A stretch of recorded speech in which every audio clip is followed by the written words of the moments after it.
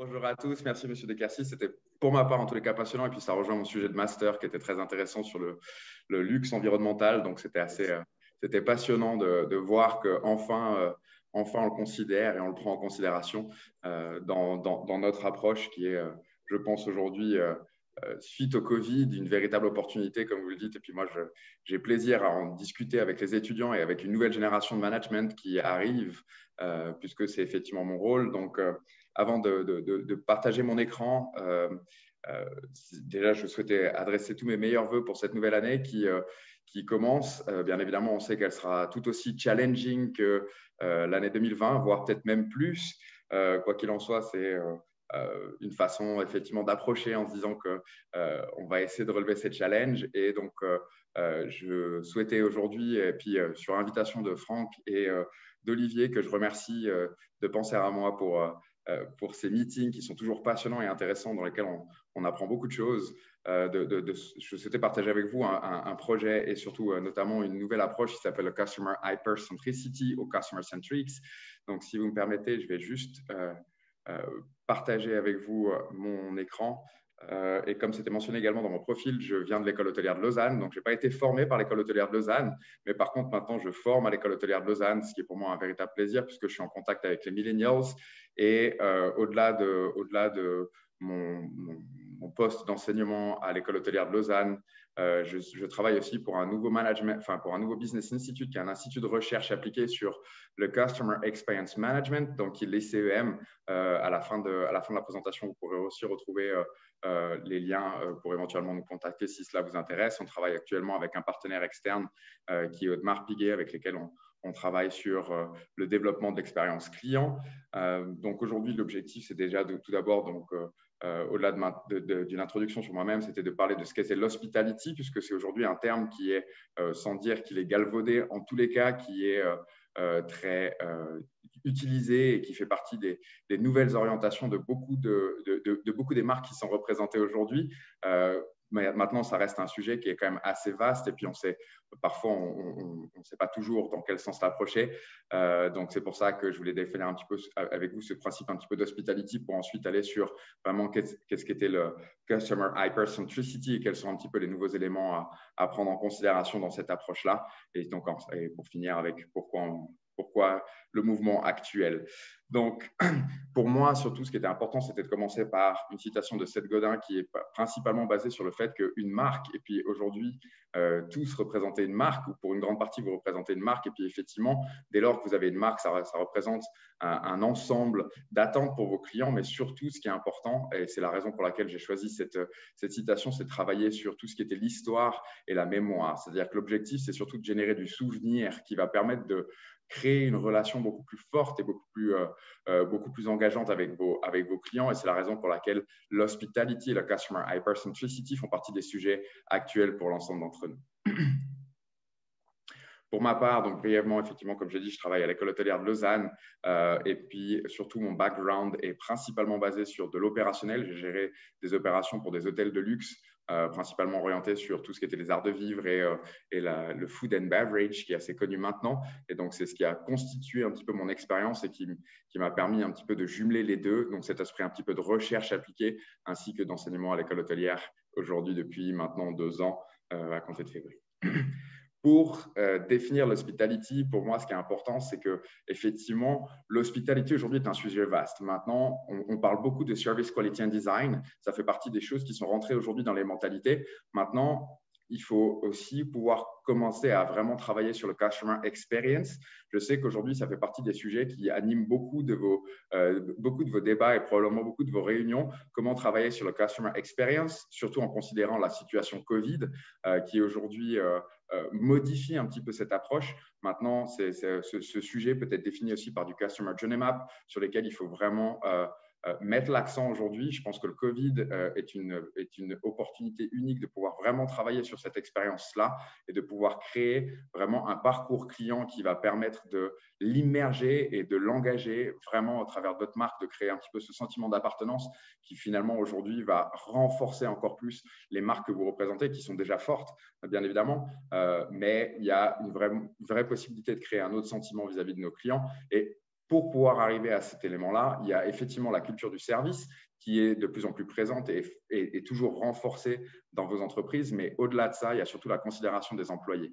C'est-à-dire que la clé de voûte de cette transmission de savoir-faire, de culture de service et d'expérience client va surtout passer par la collaboration et le commitment ou l'engagement de vos collaborateurs au sein de cette même de cette expérience et surtout de les intégrer dans le Customer Journey Map qui est souvent un petit peu pris de votre considération, mais qui doit être aussi pris en considération vis-à-vis du point de vue du client. C'est ce qui va faire que l'hospitalité va passer d'un principe d'attitude friendly ou généreuse au fait de vraiment prendre soin. Et c'est là où finalement on doit rejoindre un milieu qui est peut-être plus médical. C'est le fait de prendre soin de nos clients qui va changer un petit peu l'approche et leur perception, puisque si on parle un petit peu de l'approche qualité, et donc c'est ce qui va introduire le Customer Hypercentricity. Pendant des années, on est toujours… Enfin, si je prends une citation d'Alessandro Invernizzi qui travaille avec moi sur le Customer Hypercentricity, notamment à l'école hôtelière de Lausanne, aujourd'hui, beaucoup de compagnies travaillent et sont toujours en ce qu'on appelle en product centric, c'est-à-dire qu'on va customiser le produit en fonction des besoins du client, ce qui est effectivement une nature, et notamment dans les marques de luxe qui sont représentées aujourd'hui. Mais aujourd'hui, il faut partir de ce constat pour être beaucoup plus transversal et beaucoup plus multidisciplinaire, puisque c'est aujourd'hui le sujet de notre recherche, pour aller sur du customer centric, c'est-à-dire remettre le client au centre de nos préoccupations. Pendant des années, même au niveau hôtelier, qui est mon background, on a cherché à standardiser, à donner un produit qui est toujours sans défaut à nos clients, mais qui parfois pouvait manquer de personnalité. Et c'est la raison pour laquelle aujourd'hui, beaucoup d'hôtels et certaines des compagnies, certaines grosses compagnies que l'on peut connaître, ont travaillé sur le fait de remettre le client au centre de cette expérience pour faire en sorte que cette expérience soit plus adaptée à leurs attentes et pour renforcer cette image de marque, ce qui est aujourd'hui fait à très grande échelle pour certaines chaînes hôtelières. Donc, jusqu'à présent, on a souvent distingué la qualité du produit. Alors, j'ai volontairement pris une marque qui est assez connue pour ceux qui aiment la moto, où aujourd'hui, pour la qualité du produit, on s'est toujours basé sur des éléments qui étaient tangibles.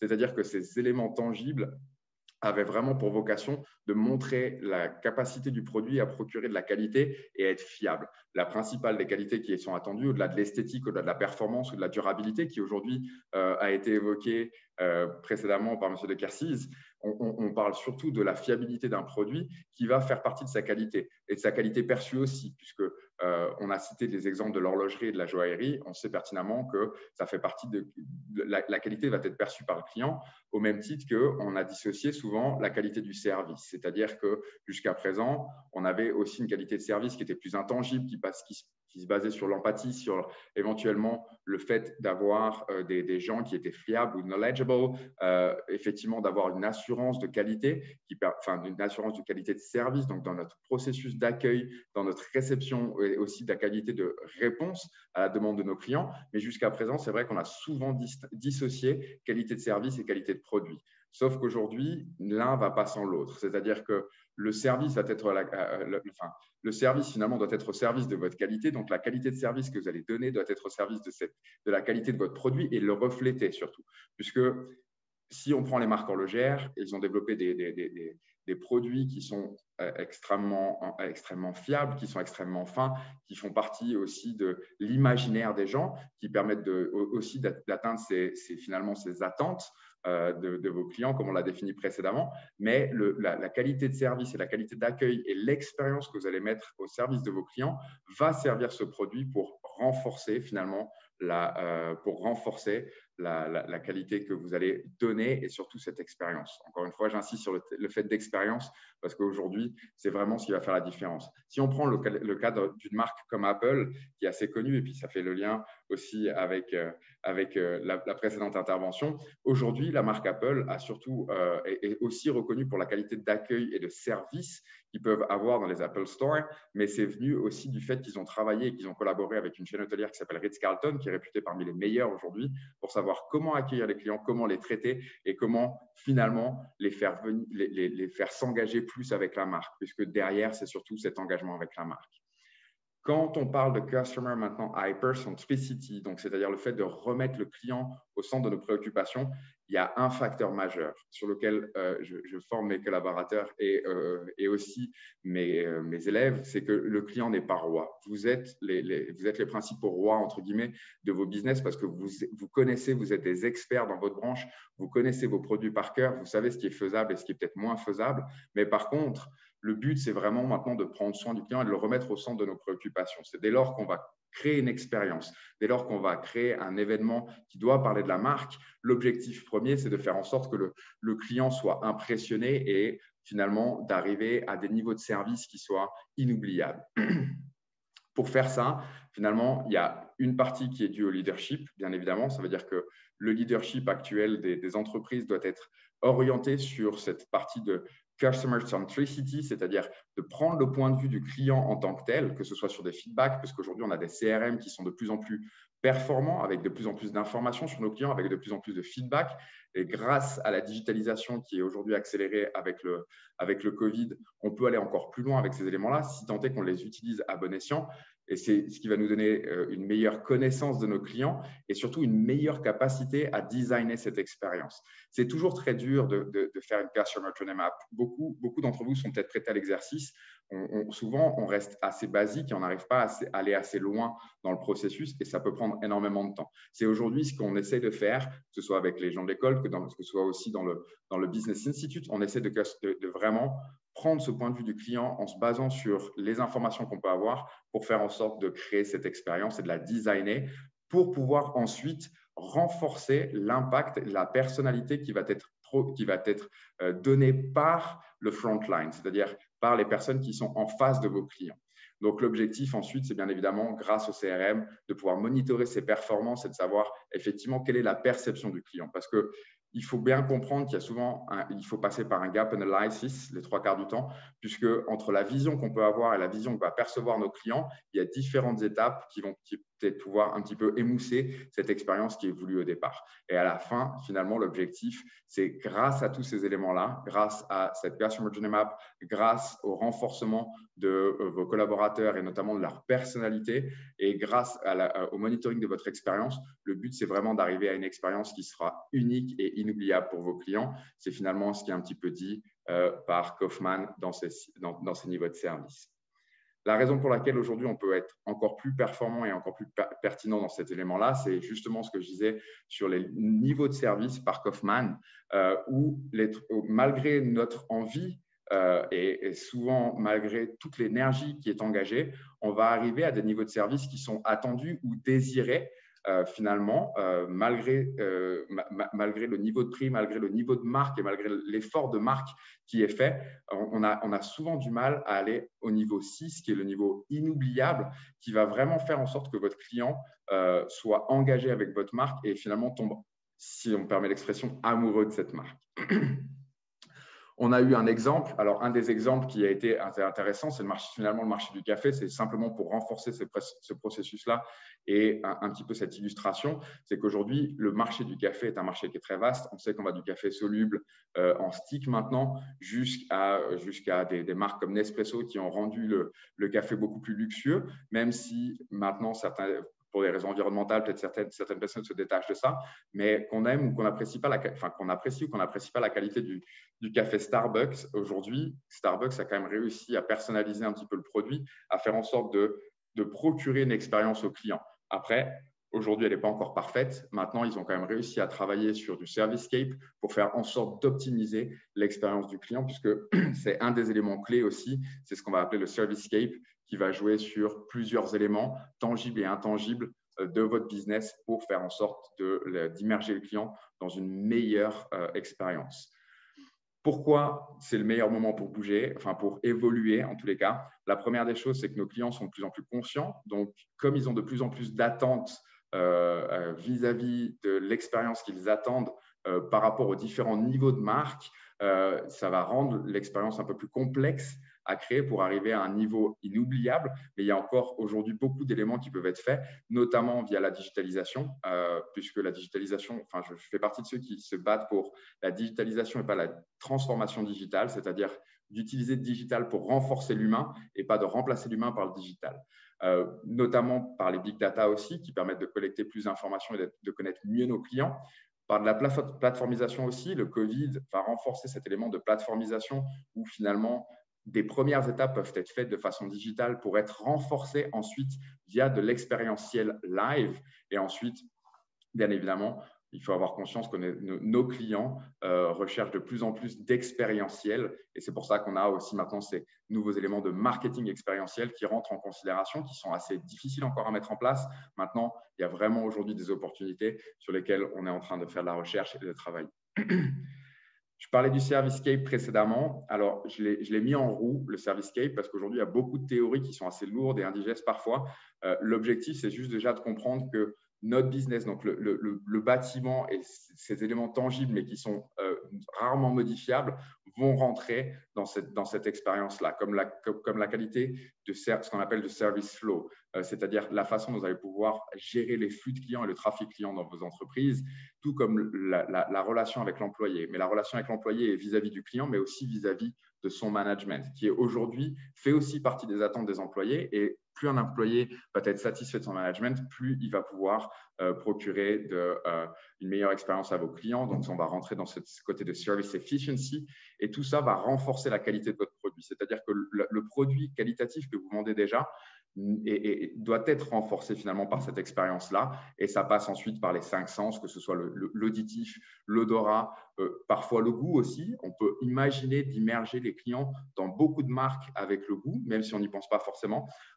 Et après, il y a des éléments qui sont effectivement moins tangibles, que ce soit le côté d'éclairage comme de température. Par contre, il faut aussi considérer qu'aujourd'hui, la technologie peut nous permettre d'être beaucoup plus flexible et beaucoup plus customisable parce qu'on n'est pas tous les mêmes. Je voulais simplement renforcer avec ces deux éléments deux axes majeurs dans ce Customer Centrics. C'est de Customer Centrics, on va aller de plus en plus dans l'Experience Centric, c'est-à-dire qu'au-delà du produit, on va transformer ce produit en expérientiel. Alors, j'ai mis la VR qui aujourd'hui est très réputée, mais qui est peut-être parfois mal exploitée parce que de temps en temps, l'image, le flux d'images qu'on produit et autres va finalement à l'encontre de la qualité qu'on va donner, et aussi le côté psychologique, c'est-à-dire que nos clients sont tous individuels, ont tous des psychologies et réagissent différemment à la personnalité de vos collaborateurs. Et c'est la raison pour laquelle, pour personnaliser le produit, il faut aussi prendre en considération des modèles psychologiques qui permettent de classifier un petit peu ces personnalités. Il y en a beaucoup à disposition, comme le NEA par exemple, qui vous permettra du coup de mieux absorber cette information pour aussi mieux customiser l'expérience client en le considérant dans votre CRM.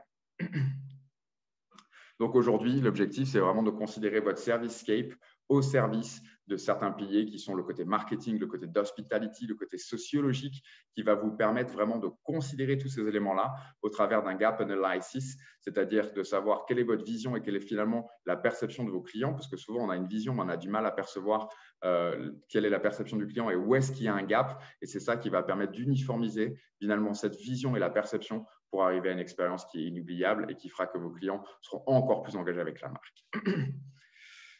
Donc, dans les key takeaways, pour respecter un petit peu le temps, comme je vois que tu as 2 minutes de retard, l'objectif pour votre business, c'est surtout d'arriver finalement avec beaucoup plus d'insight, un renforcement vis-à-vis de la connaissance de vos clients qui va vous permettre d'arriver avec ce qu'on appelle un USP ou une value proposition qui est beaucoup plus forte et donc du coup de gagner en acquisition clientèle via l'expérience de vos clients et ce qui va finalement renforcer le customer loyalty ou le côté loyal, enfin la fidélité de vos clients. Mais au-delà de la fidélité, c'est l'engagement avec votre marque qui va être différent. Et parfois, on oublie que certains clients qui ne peuvent pas encore acheter votre marque peuvent être aussi des gens qui sont loyaux et qui sont fidèles à votre marque et qui sont engagés et qui peuvent être des prospects et surtout des porteurs et surtout des bons vecteurs de marketing.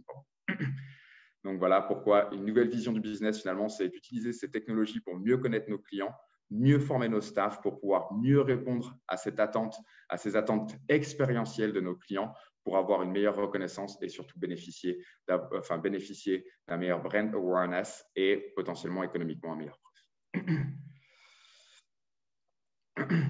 On a, juste pour votre information, c'était basé sur cette expérience client et ce Customer Centrics. On a fait une fois une étude avec nos nos étudiants, qui est la nouvelle génération des clients. Et on est parti du principe que dans des restaurants aujourd'hui, alors je l'ai pris sur du F&B parce que c'était un des exemples, on s'est aperçu qu'il y avait une véritable opportunité de création de valeur ajoutée, puisque aujourd'hui, en se basant sur leurs demandes et leur envie de pouvoir customiser et surtout de pouvoir être beaucoup plus, d'avoir de meilleures garanties, ils peuvent aussi garantir par exemple une table et ils sont prêts à payer, comme je le mentionne ici, dans une nouvelle opportunité de revenus, mais ce qui est valable effectivement pour du F&B et qui mérite peut-être d'être étudié dans d'autres business. Voici pour moi, donc avec effectivement cette attention au détail qui est toujours permanente. J'ai juste vu une question, je crois, de Julie. Ah oui, absolument. Il y a 5 minutes. Alors, pour répondre à la question de Julie Candémy au niveau de est-ce qu'il y a une nouvelle clientèle d'hôtellerie de luxe qui va émerger après le Covid, il y a une nouvelle demande. Et c'est ce qu'on a, c'est finalement, pour l'instant, cette nouvelle demande émergente est complétée aujourd'hui et on répond à cette demande avec tout ce qu'on appelle l'hôtellerie lifestyle, donc c'est-à-dire toutes les marques qui sont en train de sortir, comme que ce soit Moxy par Marriott par exemple, il y a 10 ans, ça avait moins de succès, puis maintenant c'est en train d'avoir un succès exponentiel quand on parle des Mama Shelter ou autres, qui finalement est un hybride aujourd'hui entre une hôtellerie peut-être un peu plus basique et l'hôtellerie de luxe, et qui permet vraiment d'avoir cette nouvelle demande émergente et cette nouvelle clientèle. L'ultra luxe, comme on l'entendait avec les palaces et autres, va continuer de c'est un peu sauvage ce que je veux dire, mais de se luxifier, dans le sens où on va encore plus personnaliser l'expérience client pour justifier de rendre ce luxe encore plus exclusif. Ça n'empêche pas que ça va permettre l'émergence de nouvelles branches de luxe qui sont peut-être plus abordables, qui correspondent aussi peut-être à certaines attentes économiques et écologiques de notre clientèle, parce que par exemple en Suisse, il y a de plus en plus d'hôtels intégrés dans l'environnement et dans le paysage dans lequel ils sont, qui sont en train de naître. On a vu naître des dômes, par exemple. Il y a un des hôtels qui a beaucoup de succès, qui aujourd'hui, c'est le Sky Dome. Donc, c'est vraiment des dômes qui sont intégrés dans le paysage et aussi dans l'environnement.